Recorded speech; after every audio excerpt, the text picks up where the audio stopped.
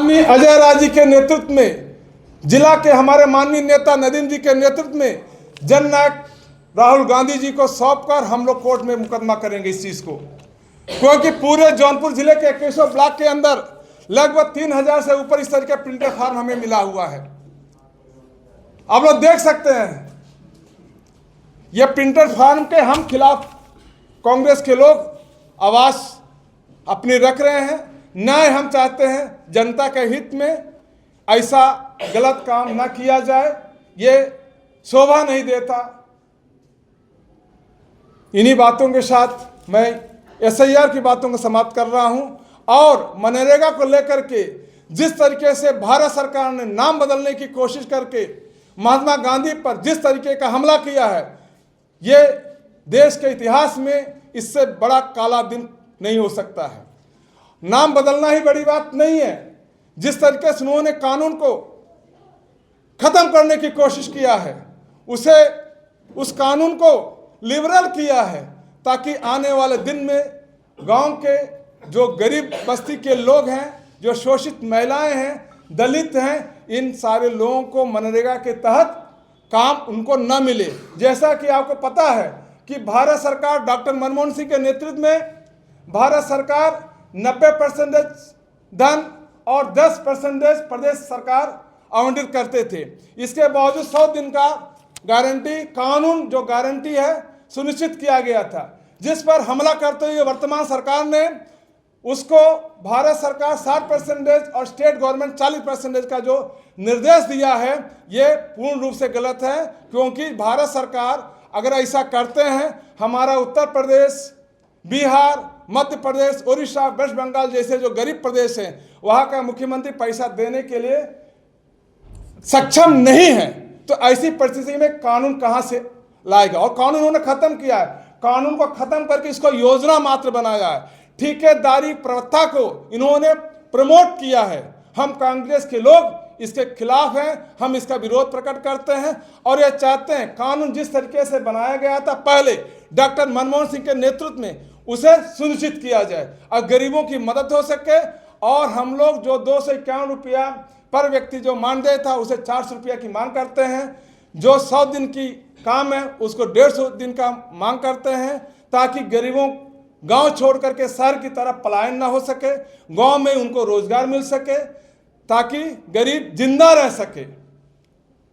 मैं अपनी बातों को विराम करता हूं। आपको अगर कोई प्रश्न है पूछना चाहे तो आप पूछ सकते हैं।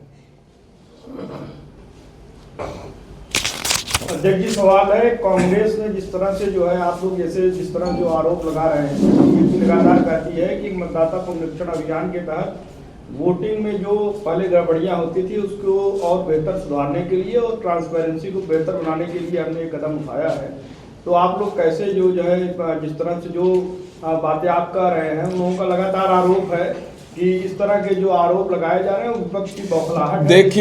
देखिए विपक्ष की बौखलाहट, ये कहना वर्तमान बैठे सरकार की गलत सोच है।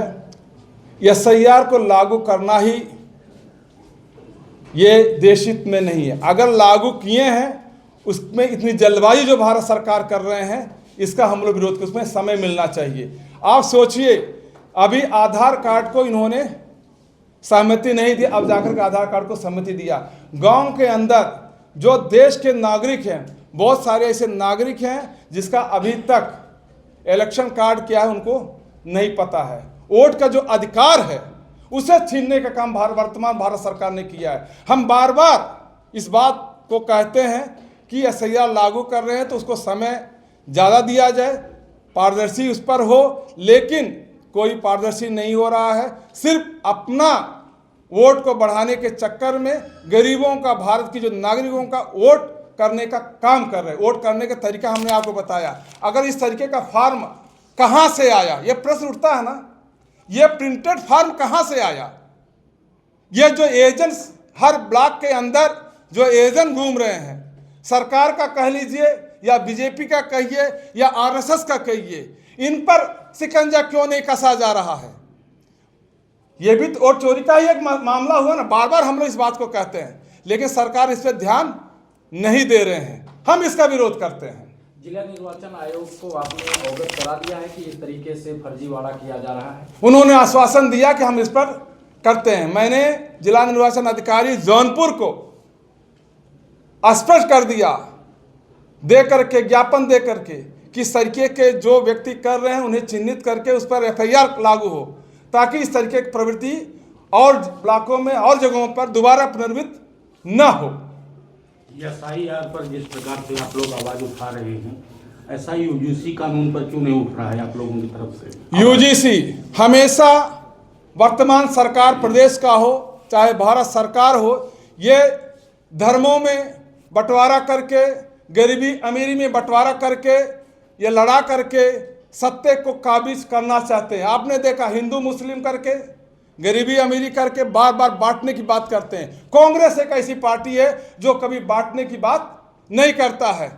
अगर UGC में फॉरवर्ड लॉबी की जो बात है, आपने जो कहा है, ये यूनिवर्सिटी ग्रांट कमीशन के अंदर सारे धर्मों को, सारे बिरादरी, SC ST OBC और जनरल और अल्प प्रकोष्ठ में मुस्लिम, बौद्ध, जैन, क्रिश्चियन सभी का चीज़ों को, शक्तियों को, उनका ख्याल रखने का चीज़ यूनिवर्सिटी ग्रांट कमीशन ने सुनिश्चित किया है।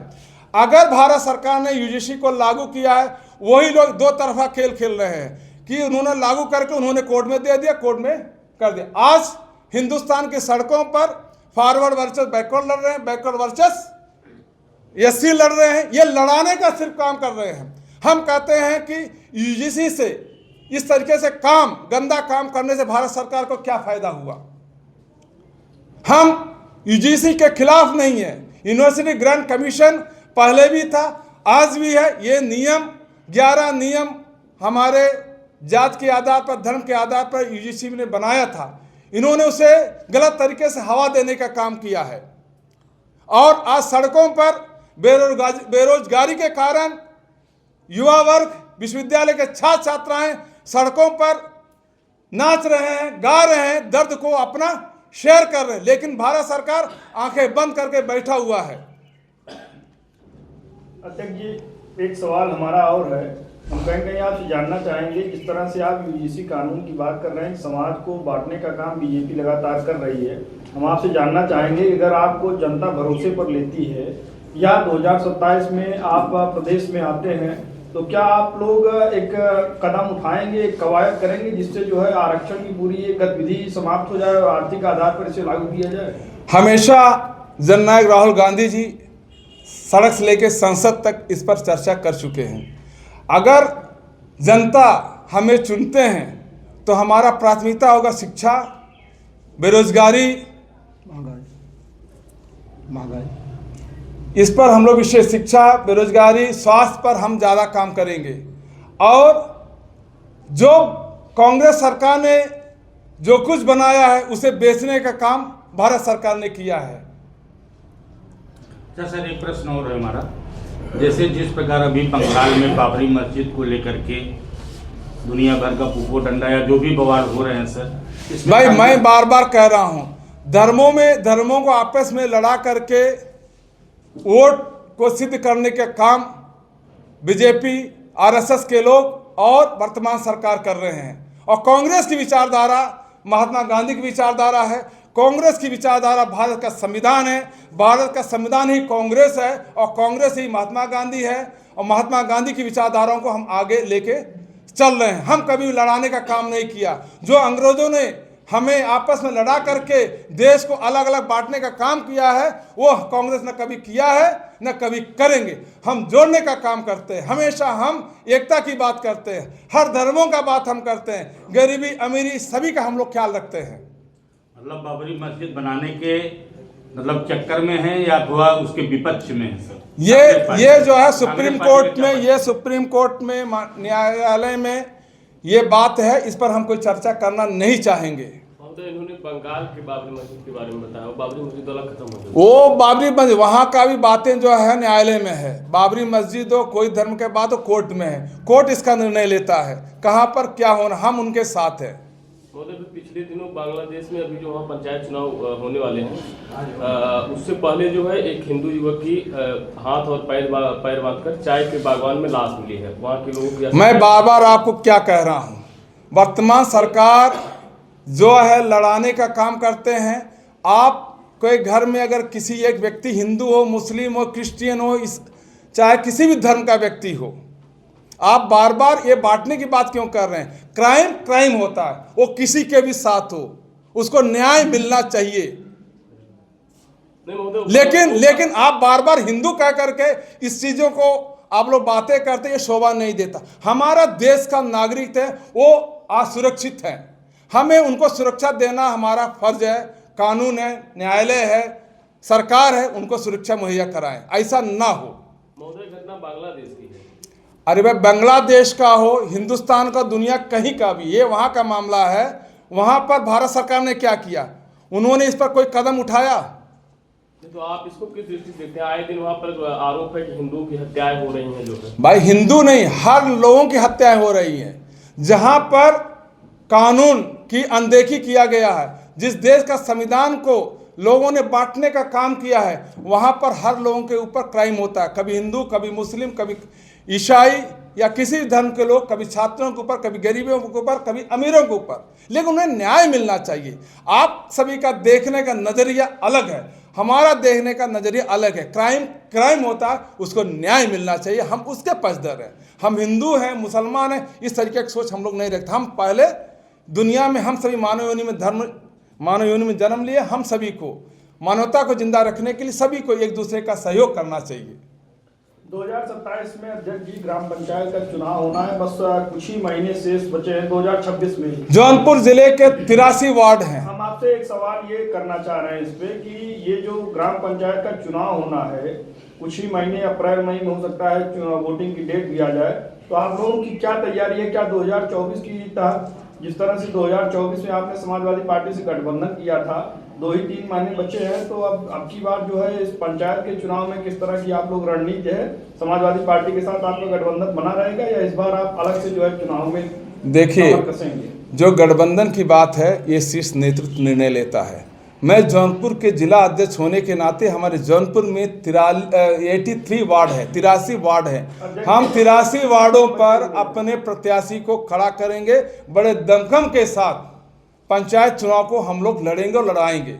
अब उस पर भी गठबंधन होता क्या करता, ये शीर्ष नेतृत्व। लेकिन हम 9 विधानसभाओं पर भी तैयारी मेरी है, 83 जिला पंचायत सदस्य पर भी हमारा तैयारी है। आने वाले दिन में हम लोग 83 सीट पर भी कांग्रेस पार्टी लड़ाई लड़ेंगे। महोदय, राहुल गांधी जी ने संसद में कहा कि प्रधानमंत्री जी का ट्रंप के सामने उनके मुद्दों पर समझौता करना एक प्रकार का सरेंडर है, और वह सरेंडर भारत का जो टेक्सटाइल क्षेत्र है उसके लिए मौत का फरमान है। बिल्कुल, उन्होंने सही कहा। उन्होंने इस बारे में बताया कि 18% जो है भारत टैरिफ के बावजूद भी देगा, और बांग्लादेश का 0% है। इसको आप किस नजरिए से? अरे, जो हमारे जननायक राहुल गांधी जी संसद भवन में उनकी आवाज़ को दबाने का काम कर रहे हैं भारत सरकार, जबकि विपक्ष का नेता को बोलने का मौका मिलना चाहिए, उनकी बातों को सोचना चाहिए, ये क्या कह रहे हैं, क्यों कह रहे हैं। लेकिन हमेशा आपने देखा संसद भवन के अंदर जब भी माननीय राहुल गांधी जी बात रखते हैं तो माइक को बंद कर दिया जाता है।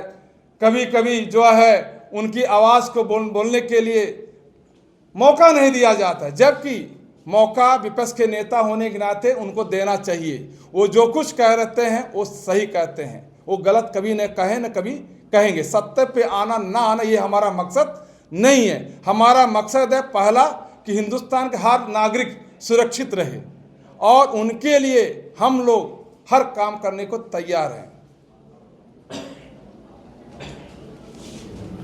बहुत बहुत धन्यवाद।